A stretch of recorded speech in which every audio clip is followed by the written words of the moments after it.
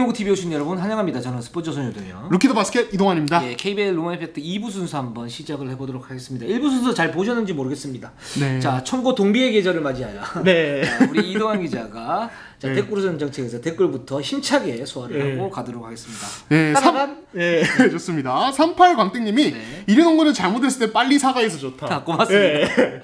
어떻게 보면은 빠르고 잦은 사과가 네. 불러온 어떤 긍정적인 반응이지 않을까. 그렇죠. 근데 여기에 영혼을 담아야 돼요. 그럼요. 영혼 없이 네. 사과하면 안 돼요. 그렇죠. 대충 사과하면은 안 하면 못 합니다. 그렇죠. 네. 저희는 항상 그 많은 사과를 하지만 그게 다 여기 갈비뼈 속에 지금 각인이 찍혀 있습니다. 그렇죠. 예, 언제 했고 왜 했는지 다 기억하기 때문에 그걸 보완하려고 노력하지 않습니까? 그렇습니다. 네. 그냥 한 번 하는 건 그냥 실수지만 두 번 하는 건 실력이기 때문에 그렇죠. 그럼 저희가 실력이 떨어지는 거죠. 그렇죠. 예, 노력하겠습니다. 네. 자, 은희님이 삼성 선수 잘 이겨내고 좋은 경기 보여줄 수 있었으면 좋겠네요. 힘내세요. 지금 삼성 네. 제가 좀 체크를 해보니까 지난주 토요일에 일단은 격리 기간이 다 끝난 선수들 먼저 일단은 훈련을 시작했다고 합니다. 그리고 아이자익스, 다니엘 오셰프 이 두 명도 맞춰서 같이 합류를 해서 운동을 시작했다고 해요. 그래도 다행스러운 것은 아직은 그래도 시즌 개막까지 한 달 정도 남아있기 때문에 최대한 빨리 몸 상태 끌어올리고 드래프트를 성공적으로 하면은 또 이제 어떤 좋은 결과 기대할 수 있지 않겠습니까? 네. 그렇습니다. 그리고 삼성 지금 선수단 분위기도 어떤 벼랑 끝에 어떤 분위기이기 때문에 그래서 이제 삼성 선수들이 굉장히 좀 체계적으로 열심히 하고 있다고 그래요. 김효범 코치가 들어가 있고 또 이규석 코치도 뭐 열심히 하고 있고 이상민 감독도 지금 좀 분위기가 예전하고 좀 다른 것 같아요. 그런 면에서 저는 이제 느낌이 좀 좋았는데 이런 사건이 좀 터져가지고 좀 그렇긴 하지만 삼성도 제가 볼 때는 뭐 차민석, 임동섭 그리고 뭐 장민구, 김시래 뭐 좋은 수도 많으니까 그쵸. 이대로 이제 조직력을 가다듬고 어떤 팀컬러를 확실하게 하면 충분히 저는 반전할 수 있을 거라고 생각이 듭니다. 네, 좋습니다. 김상철님이 멤버는 KT가 제일 좋아 보이는데 좋은 결과 얻었으면 좋겠다. 그러니까 KT가 뭐 어제 컵 대회도 봤는데 확실히 이 팀 뎁스가 두텁습니다. 그리고 지금 이제는 윈나우의 절정. 그렇죠. 예, 그렇습니다. 무조건 우승을 위해 가는 시즌이고 이 팀도 2순위 지명권이 있어요. 그렇죠. 그래서 그것도 변수라서 일단은 저희가 조금 이따 한번 얘기를 해보도록 하겠습니다. 그렇죠. KT가 어떻게 보면 그 지난 시즌 필라델피아 같은 팀이죠. 여기 이제 조엘 엠비드하고 벤 시몬스 뭐 이런 선수들이 이제 절정으로 가면서 뭔가 이제 우승 조합을 지금 맞춰놓은 상태 아닙니까? 그렇죠. 김동욱이 있고 여기 정성훈 선수가 있고, 그렇죠. 그리고 여기에 뭐 박지원 선수가 있고 그렇기 때문에 KT가 올 시즌에 상당히 잘할 수 있을 것 같다라는 생각이 듭니다. 네, 좋습니다. 그리고 이제 브록 레스너님이 오리온 이원석 지명 유력한데 강우준 감독님 혹시 이대성, 이원석, 이승현, 이종현, 라들리차 라인업 가능성 있을까요? 이원석 3번 가능성 있어 보이나요? 네, 일단 저희가 1부에서 얘기했던 거죠? 네. 그렇죠. 이원석 지명이 유력하지는 않고요. 지금 일단 1, 3순위 중에 지금 고민을 좀 하고 있고 만약에 오리온이 이원석을 지명을 한다. 그러면 이대성, 이원석, 이승현, 이종현, 라들리차 라인업은 가능하지 않고요. 저도 이거는 좀 불가능해 보입니다. 이원석 3번 가능성이 있긴 한데 시간이 좀 걸릴 겁니다. 그렇죠. 또는 이제 트레이드를 통해서 뭔가 이제 변화를 줄 수 있다 오리온이 일부에서 말씀을 갖다 좀 드렸어요. 좋습니다. 자, 그럼 KT로 한번 가보도록 하겠습니다. 이게 좀 웃긴 게 2년 연속으로 삼성이 1순위, KT가 2순위예요. 이게 좀 운명의 장난입니다. 그렇습니다. 그래서 작년에 삼성이 차민석을 뽑았고요. 그렇죠. KT가 박지훈을 뽑지 않았습니까? 그렇죠. 그리고 이번에 또 정말 1순위가 누가 되냐에 따라서 KT 선택이 갈 텐데 근데 선수님이 어떤 식으로 이렇게 내심 기대하고 있었다고. 왜냐면 확률이 낮지가 않아요. 12%면은 그래서 사실 저희가 뭐 이제 조금 이따 또 얘기하겠지만은 이번 드래프트에서 그 플레이오프 간 팀 3팀이 탑4 안에 들어갔습니다. 이거에 대해서 말이 많은데 근데 숫자적으로 보면 사실 그렇게 놀랄 일은 아닌 것 같아요. 12%, 16%면은 구슬돼서 그렇게 차이 나는 건 아니거든요. 그럼 그거부터 일단 좀 얘기를 그건 좀 이따가 얘기를 하고 DB 얘기할 때 그래서 일단 전체 2순위 지명권을 확보를 했는데 근데 KT가 지금 가드 자원은 많잖아요. 그렇죠. 지금 이제 일단은 김윤태 선수가 있고 정성우가 허훈 있고 그렇죠. 허훈 박지원이 기본적으로 있고 여기에 지금 상무에 있는 최성무 선수가 또 12월에 전역합니다. 그렇습니다. 그래서 사실 이정현 정도의 사이즈를 가진 가드는 뭐 별로 없긴 한데 근데 기본적으로 가드 자체는 숫자가 되게 많아요. 양쪽으로. 그래서 그리고 이제 또 하나 뭐 허은과 이정현이 그럼 같이 공존이 가능한가 이런 부분들도 같이 얘기가 돼야 되고 그러니까 이런 이슈들이 있어서 저는 KT가 빅맨으로 갈 수 있겠다는 생각이 들어요. 하영기 이정현 중에 한 명. 저도 그런 예. 하영기 이원석 중에 한 명. 예, 하영기 이원석. 예. 이원석 중에 한 명. 그렇죠. 근데 이제 문제는 뭐냐면 만약에 이정현이 남는다 그러면 이 선수 이제 즉시 저력감이기 때문에 맞아요. 지나치기가 좀 뭐 하죠. 아깝죠. 아깝죠. 그래서 야, 요거 좀 딜레마다. 요거 진짜 그러니까 생각이 들어요. KT가 고민할 수 있는 변수가 뭐냐면 일단은 첫 번째는 허훈이 이번 시즌 끝나면 상무에 들어갈 예정입니다. 아무리 상무 지원을 할 가능성이 매우 높은 상태예요. 그래서 허훈이 없는 1년 반 정도의 공백기를 과연 가드진은 어떻게 꾸려갈 것인가. 사실은 지금 KT가 허훈이 있기 때문에 가드진 되게 뭔가 괜찮아 보이지만 허훈 빠지면은 갑자기 무게감이 확 줄어들어요. 사실은. 예, 그때 그냥 박지원을 위한 성장의 기회로 삼을 것인가, 아니면 그냥 이정현을 들어서 그냥 연대 가드 3명으로 아예 팀 미래 자체를 그냥 끌고 가는 그림을 그릴 것인가, 이런 것도 가능하고. 또 이제 빅맨진을 보면은 사실은 김현민, 김민욱, 박준영, 이렇게 박준영은 조금 이제 뭐 4번 한 3.5번 뭐 이렇게 봐도 될 것 같아요. 이제는 3번이 안 되지만 상대를 압도할 만한 빅맨이 없죠. 그렇죠. 그러니까 김현민은 이제 나이도 적지 않고 이제는 좀 어느 정도 한계가 명확하고, 김민도 사실은 최근 2시즌은 되게 실망스러워요. 그렇죠. 박준영은 사이즈에 한계가 있습니다. 네. 예, 그래서 이때 차라리 하영이나 이원석 중에 한 명을 데려오면은 이 빅맨진 걱정은 완전히 사라집니다. 예, 그래서 다 장단이 있긴 합니다. 예, 그리고 이제 KT가 이제 어제 컵대회 경기를 보니까 이제 저는 허훈 라렌의 이 2대2 호흡을 좀 유심히 봤는데, 네. KT가 어떤 식으로 활용하냐면 김동욱이나 허훈이 라렌과 2대2 게임을 하고, 근데 라렌이 좀 치고 들어가는 속도가 느리잖아요. 이건 어쩔 수 없습니다. 그럼 이제 시간이 남는단 말이에요. 그걸 어떻게 활용하냐면 그 빅맨 파트너 김현민이나 박준영이 엘보나 탑으로 올라와서 미드아웃에서 볼 받아주고, 그렇게 해서 이제 라렌이 들어갈 시간 벌어주고 거기서 하이로우로 바로 연결하는 식의 어떤 패턴들이 몇 번 나오더라고요. 근데 제가 하영기 이원석 선수 대학리그 경기 봤을 때 이 두 선수의 특징이 뭐냐면, 이원석은 탑에서 쓰기에 되게 좋은 선수예요. 연대에서 거의 탑에서 핸드오프 패스나 패서로 이제 돌파하도록 되게 많이 유도를 하고, 하영기조차도 엘보로 와서 패스 뿌린 상황이 되게 많습니다. 그러니까 대학에서부터 이미 그 롤에 되게 적응이 돼 있고 되게 좋은 모습이 나와요. 그래서 하영기 이원석이 만약에 입단을 해서 라렌과 호흡을 맞췄을 때 그 역할도 꽤 잘해줄 수 있을 것 같다는 생각이 들어서 KT는 둘 중에 한 명을 데려가는 것도 저는 괜찮지 않을까라는 생각도 듭니다. 네, 그렇습니다. 그런 이제 좋은 점이 있는데 뭐 모든 게 이제 장점이고 단점이 있으니까. 그렇죠. 네. 저는 이제 좀 실망스러웠던 건 뭐냐면, 일단 라렌 속도가 안 난다라는 거. 그쵸. 계속 말씀드리지만 일단 기본적인 메인은 뭐냐면 호흡과 캐리라는이 2대2가 돼야 돼요. 그렇죠. 거기에서 수비가 끌어들여 가지고 뭔가 허점이 나는 상태. 그걸 우리가 그래비티라고 하지 않습니까? 그렇죠. 물론 이제 개인의 그래비티도 있지만 팀의 어떤 시그니처 무브가, 여기는 허웅과 라렌의 2대2 공격이면 여기에서 상대에게 공포심을 심어줘야 돼요. 그렇죠. 그래서 이걸 어떻게 막을까라고 이제 그 수비를 좀 끌어들인 다음에 나머지 찬스가 나고 거기에서 뭔가 이제 시너지가 나는 그런 형태가 KT는 가장 좋은 형태인데, 근데 기본적으로 호응과 캐리라렌의 2대2가 좀 삐그덕거려요. 맞아요. 좀 그러기 위해서 근데 이제 라렌이 지금 어쩔 수 없는 상태라 그러는데, 그렇게 되면 라렌을 저는 뽑으면 안 됐다고 봐요. 그러니까 라렌이 속도를 갖다 좀 더 높여야 되는데, 그렇지 않기 때문에 그러면 플랜 B로 이동환 기자 얘기했던 게, 그러면 중간 징검다리를 놓고 그쵸. 여기에서 하이로 게임을 갖다가 하는. 근데 이거는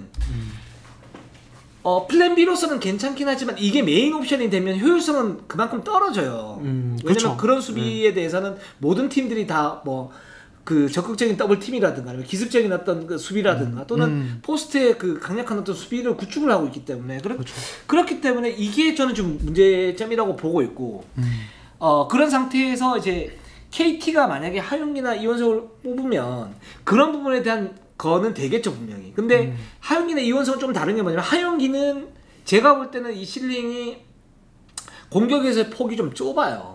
이원석이 좀 더 넓거든요. 그쵸. 그렇기 때문에 이원석이 이제 실링이 좀 더 높다라고 얘기를 하는데, 물론 이제 이 두 선수가 좀 더 성장을 해야 되고 지금 당장 프로에 와가지고 임팩트를 많이 주지는 못할 거예요.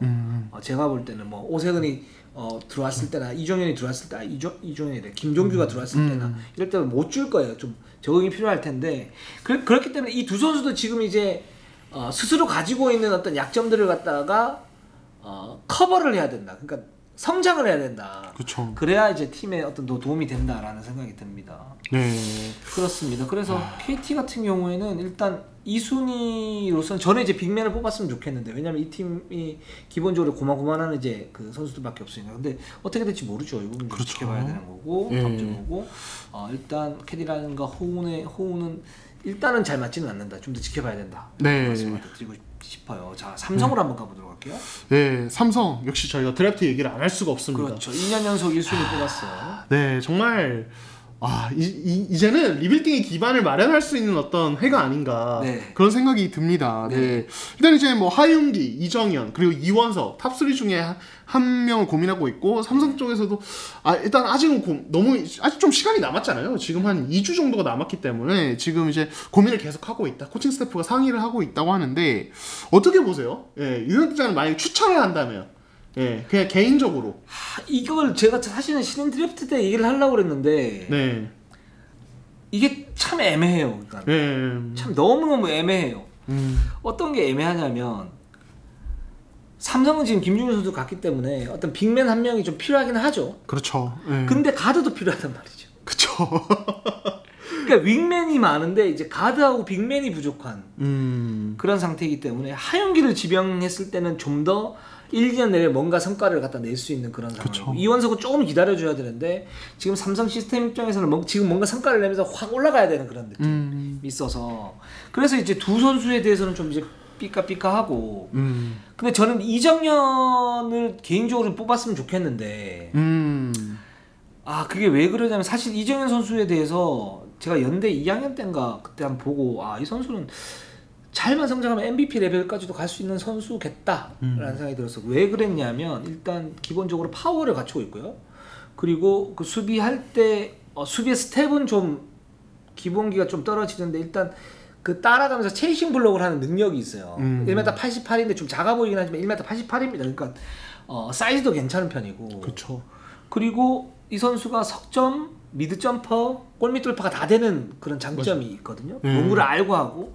그래서 어떤 그 공격력 자체는 괜찮은 선수. 근데 실링이 좀 지금 2년 전하고 지금에 비하면 지금 많이 성장했다. 저는 그런 느낌은 안 들어요.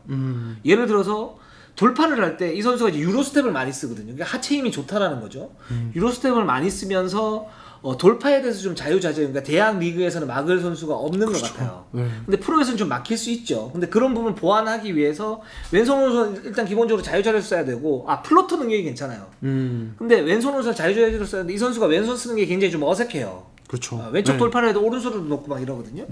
그래서 이 선수 같은 경우에 살짝 이제 실링이 좀 떨어지긴 하는데, 그래도 지금 이제 세워놓으면 기본적으로 주전 중에서도 경쟁력이 있는 어떤 가드가 될 수가 있고, 그게 지금 삼성 입장에서는 가장 필요한 그런 어떤 그 조각 아닌가. 그래서 김시래하고 이정현하고 섰을 때 사실 저는 좀 언더사이즈 아닌가 그렇게 봤는데, 이정현이 1m 88이면 뭐 그 정도면 괜찮고, 뭐 수비나 좀 활동력이 괜찮기 때문에, 그렇게 했을 때 삼성이 그 두 명의 선수에다가 차민석, 장민국, 뭐 임동섭 이런 선수 성장해 준다면, 거기 아이자 힉스, 그렇죠. 뭐 또는 이제 다른 선수가 만약에 내후년에 들어오면 저는 나쁘지 않을 것 같아가지고 올 시즌에도. 그러니까 그런 생각이 좀 듭니다. 저는 이제 사실 김동량만으로 이제 빅맨진이 구성되어 있다는 생각할 때는 처음에는 저도 하윤기나 이원석이 가장 좋아 보인다는 생각을 했는데, 근데 저도 이제 어느 정도 동의하는 게, 또 그것도 있어요. 그러니까 그 차민석의 어떤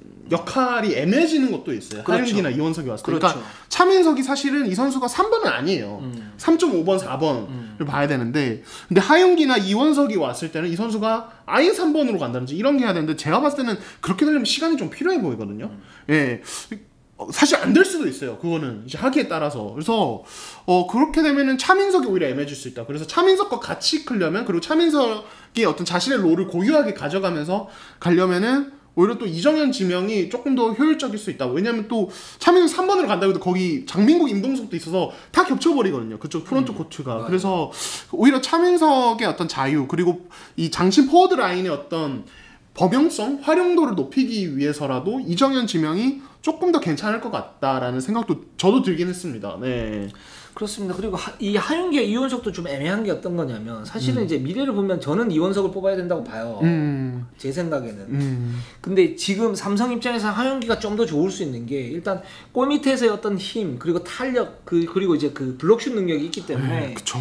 골 밑에서 이 한정적으로 좁다라는 건 하윤기 선수 입장에서는 사실은 실링이 좀 낮아지는 그런 이제 요소가 되긴 하지만 차민석이나 또는 그 차민석을 활용할 수 있는 그런 콤비로서는 이원석보다는 하윤기가 조금 더 나을 수도 있겠다. 전 이런 생각이 좀 들어가지고. 네. 그런데 굉장히 애매합니다. 지금 이 삼성이 그쵸. 1순위 뽑았는데 차라리 뭐 2, 3순위 뽑으면 누가 뽑으면 그 다음 선수 뽑으면 되는데 그쵸. 삼성이 되게 애매합니다. 네. 그리고 또 하나는 뭐냐면 이 전제를 까는 게 지금 하윤기나 이원석이 온다고 해서 뭐 그 팀이 확 변한다. 이 선수가 들어와서 우승 후보가 된다. 이건 아니에요. 그 정도의 실력을 가지고 있지는 못해요. 그쵸. 네. 앞으로 미래, 그러니까 이 선수들이 한 약점 한 두세 개를 좀 없애고 몸을 갖다 좀 만들면 그때는 이제 실링이 이제 높으면서 뭔가 경쟁할 수 있는 그런 무기가 될 수 있겠구나 이렇게 생각하는 거지. 이 두 선수가 와가지고 뭐 지금부터 와서 뭐 더블을 계속 잡아낸다 이건 아니에요. 그렇죠. 뭐 이제 말씀 나오신 김에 조금 덧붙이자면 저희가 이전엔 얘기 방금 좀 하셨잖아요. 하윤기 이원석도 참 장단이 뚜렷해 보여요. 제가 본 하윤기는 말씀하신 대로 슛 범위 자체가 좁고 페인트전에서 마무리도 아직 투박합니다. 예, 그래서 공격적인 면에 사실은 프로에 와서 거의 받아먹는 거 외에 사실은 뭔가 할 수 있을까라는 솔직히 의심이 들어요. 예, 당장 그 부분에서 스킬셋이 되게 많이 업그레이드 필요하고 이원석은 이 선수가 말랐기 때문에 가져갈 수 있는 장점이 있는 반면에 단점도 너무 뚜렷하더라고요. 그렇죠. 예, 그러니까 공격 리바운드 가담은 이 선수 스피드에 신장 좋으니까 엄청 좋습니다. 근데 수비 리바운드가 되게 안 돼요. 그래서 맞아요. 이런 것들은 사실은 팀 전체 수비에서 또 견고함에 좀 미스를 주는 어떤 요소이기 때문에 당장 굳건한 주전 센터 어떤 우승 도전 혹은 뭐 플레이오프 도전할 수 있는 팀의 주전한 센터로 뛰기에는 아직은 단점들이 있다라는 생각이 들긴 하더라고요. 그 이원석 선수는 진짜 명심해야 되는 게 어떤 부분이냐면 얼려 나와 지금 각광을 받고 있어요. 이 선수 굉장히 좋다. 뭐 윙스팬도 길고 신체 조건 좋은데 그렇죠. 이 선수는 내외각을 같이 했을 때 어느 정도 같이 했을 때 그 효과가 극대화될 수 있는 선수거든요. 근데 그렇게 되려면 정말 엄청난 노력을 해야 돼요. 네, 맞아요. 네, 그렇게 바꾸려면 지금 상태에서는 사실 외곽가면 다 털리고 안쪽에서도 힘에 밀려서 다 털립니다. 맞아요. 네. 그러니까 이원석 선수는 그런 부분에서 유념을 하고 아버지가 이창수 그쵸, 전 선수 형님이죠. 그렇죠. 네, 그 형님이 아마 단단히 또 코칭을 하시지 않을까. 그 형님이 좋아요. 나쁘지 않아요. 좋습니다. 그렇습니다. 그래서 이원석 선수 좋은 선수니까. 근데 그렇죠. 잠재력이 대단해요. 그렇습니다. 그렇습니다. 그리고 그 아까 이정현 같은 경우에는 좀 묘하다 그랬는데 묘하다는 게 실전용이 되는 선수여서 좀 묘하다 그런 거예요. 근데 그게 어느 정도까지 될지는 모르겠어요. 근데 될 것 같아요. 제가 볼 때는. 그러니까 되게 농구 정말 잘하는데, 그러니까 그 보통 업사이드로 표현하죠. 여기서 더 어디까지 갈까? 이게 감이 안 잡혀요. 근데 좀 떨어지는 것 같아요. 그러니까 그게 막 너무 높아서 감이 안 잡히는 게 아니고 애매해요. 맞아요, 그냥 맞아요. 애매해. 저 그냥 주전 가드? 그거보다 조금 더 잘하는 선수? 그보다 더 잘할 수 있을까? 뭐 맞아요. 더 잘할 수 있을 것 같기도 하고 아닌 것 같기도 하고. 그냥 여기서 이게 다일 수도 있겠다는 생각이 드는 것도 사실 저도 완전 동의합니다. 그렇습니다. 뭐 이정현 선수 우리의 이런 선입견을 깨주세요. 사실 저희 방송 보고 또 자극 받으시고 저희 욕하면서 정말 열심히 해서 더 큰 선수가 되면은 좋지 않겠습니까? 그렇습니다. 그러라고 이렇게 자극하는 거예요. 이런 자극이요. 좀 다르지 않습니까? 약간 미워 막. 얄미운 저것들 뭐지 막 이러면서. 그렇습니다. 그러면 다음 팀으로 이제 SK로 한번 가보도록 하겠습니다. 자 SK가 지금 이제 컵 대회 이제 치르는데 저희가 최종의 얘기를 진짜 많이 하는데 그 제가 지난번에 한 3라운드 4라운드 전희철 감독님의 그 이제 코멘트를 인용을 해서 3라운드 4라운드 복귀 가능성 얘기했는데 지금 더 빨라졌습니다. 지금 분위기는 시즌 개막전에 맞춰서 복귀할 가능성도 있다. 그러니까 지금 이번에 컵 대회는 일단 불참합니다. 근데 최근에 KT와 치른 연습 경기 일단 출전을 했고요. 이건 뭐 구단 유튜브 보신 분들은 다 보셨을 거예요. 지금 이제 SK 쪽의 얘기로는 몸 상태를 계속 체크를 하면서 괜찮을 경우 개막전 맞춰서 복귀도 고민은 하고 있다라는 이야기가 나오고 있습니다. 그렇습니다. 근데 최준영 선수가 그냥 이대로 그냥 아무것도 없이 만약에 복귀를 한다 그러면 저는 좀 실망스러울 것 같아요. 그쵸. 그렇게 좀 이제 사고를 치고 난 다음에 그냥 스리슬쩍 이렇게 오는 것 같은 느낌이 들고 그쵸. 그거보다는 공식적으로 자기가 정말 어떤 부분이 있는지 다시 한번 이렇게 하고 그 다음에 최선을 다하겠다. 한번 봐달라. 용서해달라. 그리고 딱 하는 게 훨씬 더 깔끔하고 좋잖아요. 그렇죠. 그 예전에 이게 KBS 고질적인 문제 중에 하나인데 뭐냐면 예전에 그거 기억나십니까? 그러니까 이 뭐 아주 옛날 얘기를 뒤집어서 좀 죄송한데 그 불법 토토 사태 있었을 때 그때 이제 이 선수들이 뭐 김선영도 있었고 오세근도 있었고 뭐 여러 선수들이 있었잖아요. 그때 이제 영구 제명 당한 선수들도 있고 근데 그 대부분의 선수들이 이제 대학 때 모르고 이렇게 한 거였어요. 맞아요. 그러니까 그 부분은 징계는 받아야 되는데 뭐 정상찬조도 가능한 그런 정도? 근데 그러면 그거를 이렇게 했을 때 예를 들어서 그때 당시 이제 분위기가 어떤 거냐면 그렇으니까 그냥 넘어가자. 어느 정도만 하고 넘어가자. 이게 아니라 정확하게 줄 거 딱 주고 그리고 딱 그냥 미안합니다 그러고 가면 되는데 미안합니다라고 사전을 했는데 정말 경징계를 줬거든요. 그때 몇 경기 출전 정지였더라? 굉장히 10경기인가 뭐 그래가지고 지금도 거기에 대해서 뭐라 그러시는 분들이 있어요. 근데 그런 분들도 이해가 가고 또 한편에서는 여기에서 그러면 좀 더 이렇게 해가지고 예를 들어서 뭐 반면 반 아니면 FA를 못하게끔 뭐 이렇게 한 시즌 늦추게끔 이렇게 하든가 그렇게 해서 그냥 그 딱지를 갖다 떼버리고 그냥 가면 좋은데 그게 선수들한테도 훨씬 낫고 리그에서도 훨씬 나은데 그렇지 않고 그냥 유행만 하니까 이게 뭔가 이제 꼬리표가 이게 딱지가 딱 서 있는 그런 느낌. 그냥 흉터만 남아서 그렇죠. 딱질 때만 사라지는데. 그렇죠. 그러니까 그런 애매한 어떤 유야무야 넘어가는 이런 것들 오히려 선수에게도 해당. 그래서 확실하게 얘기하고 확실히 깔끔하게 딱 마무리하고 가는 게 좋아 보인다. 이게 최준영에도 해당되는 그게 제일 좋은 것 같습니다. 네, 그렇습니다. 그래서 최준영의 어떤 이제 부상 타임라인을 보면은 2020년 12월 30일에 이제 팀 훈련하다가 갑자기 다쳤어요. 되게 괴로워했던 걸로 아는데 이게 이제 이번에 10월 9일이 개막이니까 뭐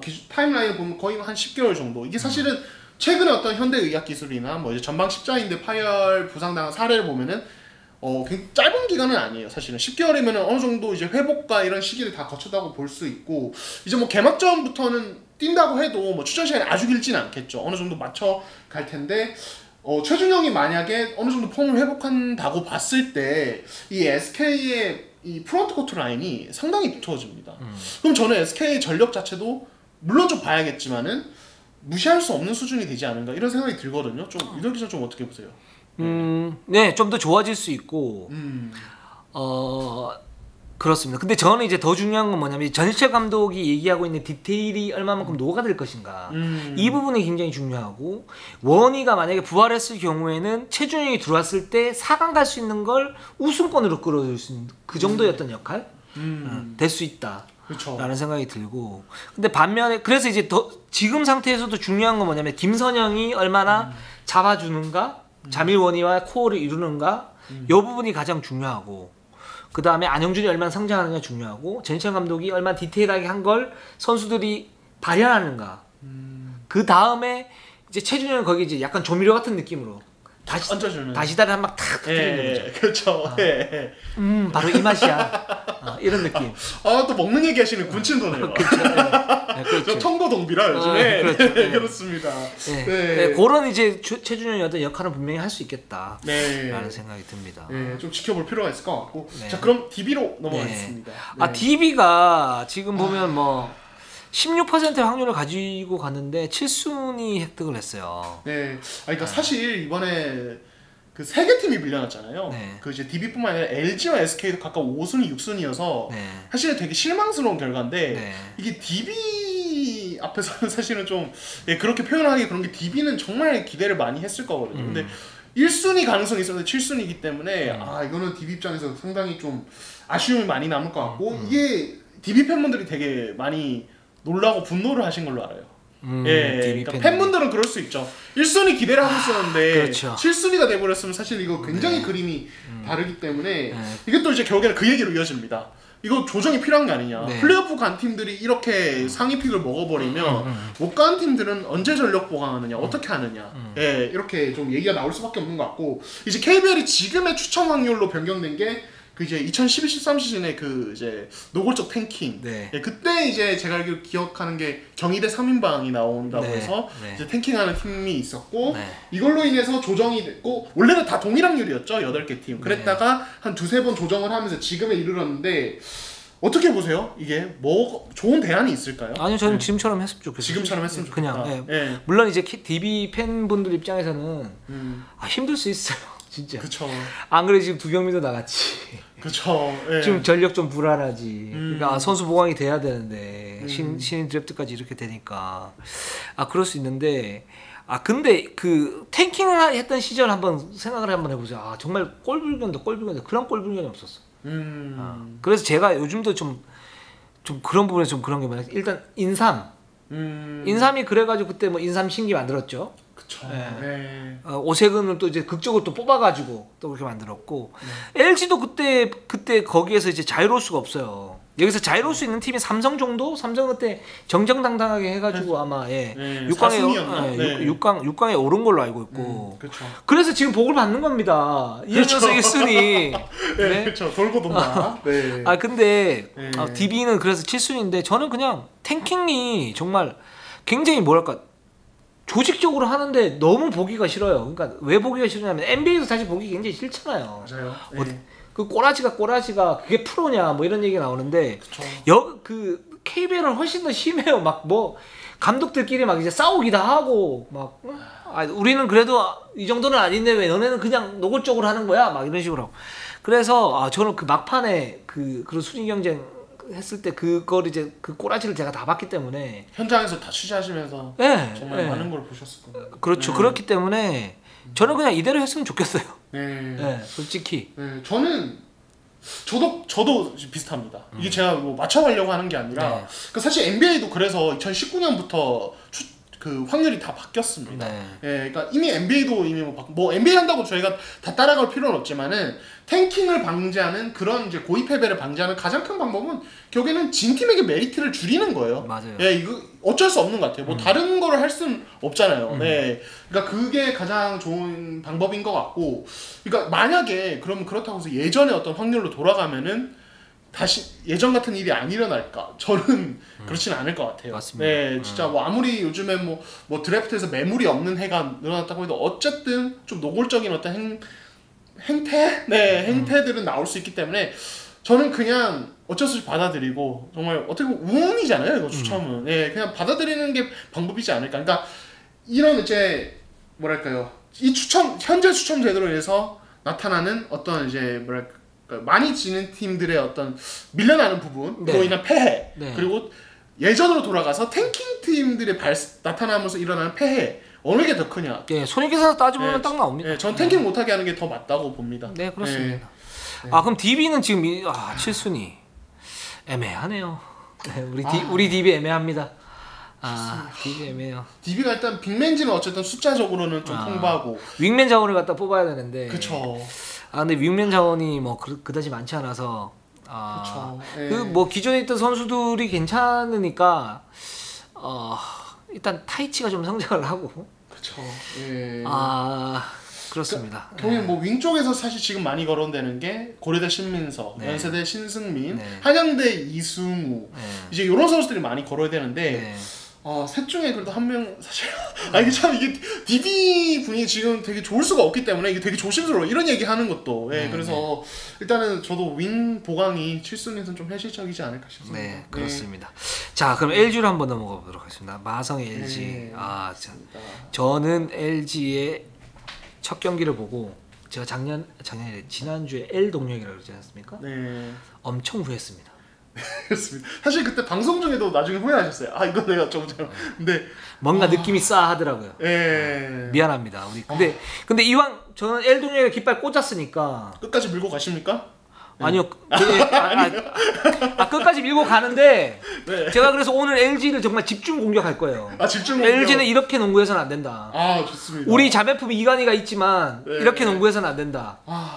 그쵸. KC전의 경기였는데 일단 외국 선수들 아셈머레이 그리고 말리가부 다 나왔습니다. 다 나왔는데 되게 고전했고 솔직히 내용상으로는 이긴 게 인기인 것 같은. 저도 보면서 굉장히 실망했거든요. 이번 기회는 좀 어떤 점을 좀 얘기를 많이 하고 싶어요. 일단 큰 틀에서 잘못됐어요. 큰 틀이 잘못됐다. 어떤 겁니까? 그 한국가스공사처럼 경기를 해야 되는데 그냥 전력이 아주 막강한 옛날 80년대 LA 레이커스 보는 듯한 느낌이 있어요. 느낌이었어요. 굉장히 많은 걸 의미하고 있네요. 네. 그 얘기에. 어떤 겁니까? 우리 설명기호미가 좀 풀어주세요. 그냥 포스트 1대1 그렇죠. 뭐. 아니 근데 저는 사실 아셈머레 포스트업 시키는 거, 노골적으로 시키는 거는 이제 이거를 좀 이 기회를 발판 삼아서 머레이의 자신감을 심어주겠다는 의도도 한편으로 느껴지지만 네. 효율이 너무 안 좋고 그리고 그거 하느라 다른 선수들 다 죽어버려서 이거는 사실은 득보다 실이 많았다는 생각이 솔직히 더 많이 들거든요. 그러니까 공격부터 한번 봅시다. 네, 그러니까 저도 작년에 굉장히 헷갈렸던 게 뭐냐면 조성원 감독이 공격농구를 한다고 그랬어요. 그쵸. 근데 이게 공격농구가 아니에요. 어떻게 보면 그 폼이. 그렇죠. 왜냐면 일단 정형화된 셋 오펜스를 해요. 그쵸. 맞아요. 그리고 트랜지션이 그렇게 빠르지 않아요. 맞아요. 예. 그래서 근데 트랜지션이 안 빠른 부분들 그냥 꼬꼬마 뭐 가드라인 뭐 이렇게 했는데 뭐 거기에서 트랜지션이 안 빠른 부분 왜 안 빠르지? 속도를 좀 높여야 되는데 그런데 저는 이제 그게 어떤 그 윙맨 자원의 부족, 그 가드 지인의 어떤 그 수비 혼란함 때문에 생기는 그런 혼란함인 것처럼 느껴졌어요. 처음에는 그럴 수도 있겠구나 그랬는데 지금은 이제 이관이 이재도가 있지 않습니까? 그쵸. 그러면서 조성 감독이 뭐라 그러면 이제 5초 안에 이제 하프라인 넘어가는 게 목표다 그랬는데 그러니까 5초 안에 넘어가는 게 문제가 아니고 넘어가가지고 어떤 얼리 오펜스를 하느냐가 중요한 거잖아요. 그렇죠. 근데 그런 움직임이 하나도 안 보였어요, 사실. 그리고 그다음에 KCC가 사실 여기 라그나 선수가 없었기 때문에 물론 이제 아셈 뭐이라든가 김준이라든가 이 두 선수였던 하이로 게임을 하고 여기서 이제 포스트업 공격하는 거 할 수 있다고요. 할 수 있는데 문제는 그것만 해서는 안 돼요. 근데 그 비율이 엄청 높았어요. 맞아요. 엄청 높았어요. 네. 이럴수록 뭐를 해줘야 되냐면 제가 생각할 때는 처음에는 2대 공격을 하고 거기에서 머레이와 김준일이 이제 공격의 효율을 극대화시키는 거죠. 그러니까 높이가 높다고 그래서 그냥 포스트업만 집착시키는 그 옛날 클래식한 농구고 지금 2대 공격을 통해 가지고 거기에서 이제 포스트가 없기 때문에 2대 공격 막기가 힘들잖아요. 그 장신이 나오니까 거기에서 나오는 이제 공격을 좀 더 수월하게 할 수 있는 그런 부분들 하고 만약에 그게 좀 잘 안 됐다 싶을 때 한 4, 5초 남았을 때는 그냥 포스트 공격을 시켜도 돼요. 근데 여기는 지금 머레이하고 김준희하고 하이로에 들어가 있으니까 이관이 이재도까지 다 죽어버려요. 맞아요. 그러면서 트랜지션이 잘 안 돼. 그러니까 객관적 전력이 KCC보다 확실히 우위인데 그 우위점을 못 살리고 오히려 KCC가 트랜지션을 주도를 하면서 결국은 역전을 당해요. 그리고 결국 마지막에 뒤집긴 했지만 이게 만약에 라거나가 왔을 때 아셈 머레이가 포스트에서 만약에 여기서 한 두세 개 이렇게 놓친다. 이러면 LG는 제가 볼 때는 그냥 아장창 그냥 끝나는 거예요. 네. 이거는 저는 큰 틀에서 좀 잘못했다고 봐요.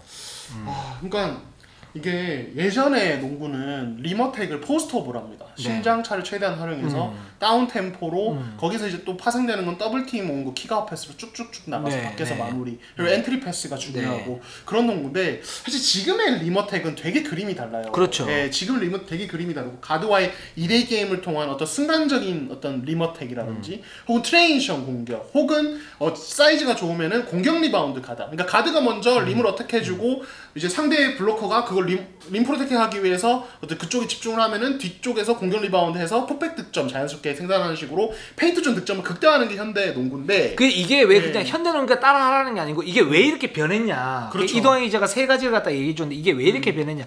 예전에는 클래식한 농구를 했을 때 포스트업에서 어떤 공격 효율이 좋았단 말이죠. 그렇죠. 림에서 가까우면 가까울수록 이제 골이 많이 들어간다 그랬으니까. 근데 수비가 발전을 하면서 현대 농구에서는 이제 그 부분이 잘 안 통하게 된 거예요. 맞아요. 그래서 좀 더 효율적인 방법을 강구하다 보니까 2대 공격이 좀 더 효율적이겠다. 2대 공격에서 킥아웃에서 석점 오픈 찬스로 던지는 게 훨씬 더 효율적이겠다. 그래서 변화된 거거든요. 그렇죠. 그게 지금 KBL에서 어느 정도 지금 통용이 되고 있는 상태거든요. 그렇죠. 네. 그러니까 요 최근 2, 3년 동안 정말 많이 바뀐 것 같아요. 정말 많이 바뀌었고 이제는 그게 어떻게 보면 KBL에서 어느 정도 공식으로 만들어지고 있는데 정말 LG의 첫 경기는 정말 뭐랄까요. 이제도 이관이 가지고 있는 팀이 왜 이렇게 농구를 이럴 거면은 굳이 12억 주고 둘을 왜 데리고 와? 네. 그냥 난 조성원 감독이 그런 생각이 들어요. 조성원 감독이 이제 명지대 시절에 감독 생활을 했었고 LG로 지금 왔잖아요. 근데 공격농구를 한다 그러는데 공격농구 실체가 좀 곰곰이 생각을 좀 해보셨으면 좋겠어요. 이런 식의 어떤 틀을 가진 공격농, 이건 공격농가 아니에요. 그렇죠. 제가 볼 때는. 그러니까 저는 처음에 이제 아센 머레이를 데리고 왔어요. 아센 머레이 30점을 넣는다. 그리고 아센 머레이가 있을 때는 세트 오펜스로 뭔가를 한다고 했을 때, 이거는 좀 잘 안 맞지 않은데? 왜냐면 LG는 공격 농구를 한다고 그랬을 때 빨리 넘어가가지고 트랜지션 빨리 하고, 아센 머레이 같은 경우에도 거기에 따라서 어떤 움직임이나 이런 부분을 갖다 맞춰주고, KT 라렌도 마찬가지죠. 그렇죠. 그런 식으로 이제 싱크로를 맞춰줘야지. 이 선수가 골 밑에서 한 20점을 넣는다고 그 선수 중심으로 해서 그냥 포스트업 공격을 한다? 거기에 김준을 받쳐놓고 여기에서 하이로 게임을 한다. 이렇게 되면 이건 LG가 제가 볼 때는 효율이 떨어지는 공격을 밖에 할 수 없는 거고, 만약에 아센 머레이가 안 통하면 어떡할 건데요? 그렇죠. 라거나가 있고, 예를 들어서 그렇죠. 누가 맞고, 또는 또 누가 있죠? 라렌도 있고. 그렇죠. 여기가 안 통하면 그럼 그 다음에 뭐 할 건데요? 그렇죠. 네. 이것도 되게 심각한 문제인 게, 네. 그렇다면은 오케이, 늦은 템포로 한다고 쳤을 때, 네. 그럼 그 옵션이 엄청 강력해야 돼요. 정말 알고도 못 막는 수준이 돼야 그렇죠. 되는데, 문제는 아센 머레이 지금 첫 경기 내용이 네. 굉장히 안 좋았어요. 그러니까 포스트업 공격 시 야투율이 40%예요. 40%밖에 안 돼요, 그죠? 예. 그러니까 그렇죠. 타일러 데이비스급이 돼야 되는데. 그렇죠. 그 정도 되면 사실은 이관이 이제도 있어도 그거를 먼저 밀고 그 다음을 이관이 이제도로 갈 수 있는데, 아센 머레이가 지금 거의 뭐 곽동기나 김상규 이런 선수들과 매치업돼서 이 정도의 포스트업 효율이다?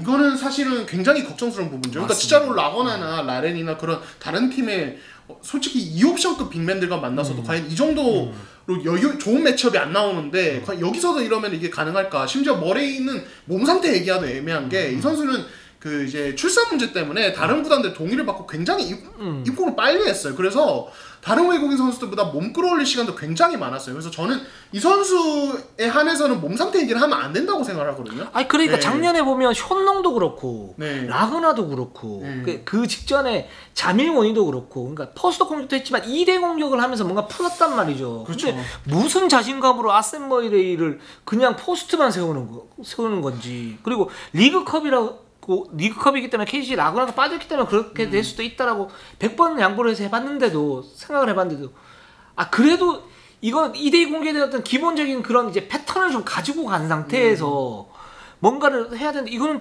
제가 볼 땐 주구장창 이제 심플하게 그냥 세트 오펜스예요. 김준이라고 같이. 이거는 그냥 클래식한 농구인데, 야, 이거 이렇게 해서는 LG 제가 볼 때는 4강은커녕 6강도 못 갑니다. 이런 식으로 하면. 네. 그렇습니다. 네. 그러니까 아센 머레이 포스터. 그러니까 여기에 이제 어떤 애들과 담겨 정말 노골적으로 많이 시도를 했거든요. 이제 아까 말씀드린 뭐 아센 머레이 자신감 어떤 획득, 첫 공식 경기니까 KBL에서 이런 것들, 뭐 이제 머레이가 어느 정도 되는지 이런 거 테스트 해봤다고 볼 수 있지만, 이제 길게 봤을 때 이거를 이 첫 경기에서 이 정도 테스트한다고 해서 나중에 테스트한 의미가 있을까라는 생각. 의미 별로 없어요.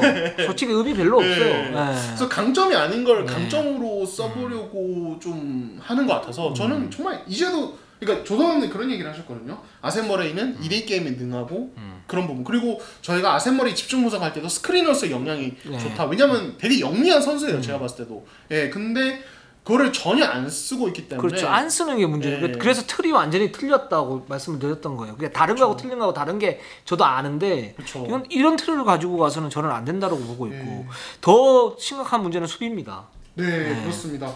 이 2대2 수비할 때 조성현님 직접 이렇게 언급을 해주셨습니다. 약속된 수비가 전혀 안 됐다. 그러니까 이 머레이가 나오든 말리가보 나오든 적극적인 해치 수비 이후에 어떤 그 밑에서 3명의 어떤 선수들의 로테이션 이런 것들을 좀 구상을 했던 것 같아요. 첫 경기에서는. 근데 그게 전혀 안 되면서 미드레인지 공간이 나거나 코너 45도에서 오픈 3점이 되게 많이 났어요. 사실은 이 경기에서 이근희가 잘하기도 했는데, 이근희가 그렇게 여유있게 할 수 있었던 이유가 사실은 근본적으로는 LG의 이 2대2 수비 이후의 로테이션 수비가 되게 안 좋아서 오픈을 너무 많이 줬어요.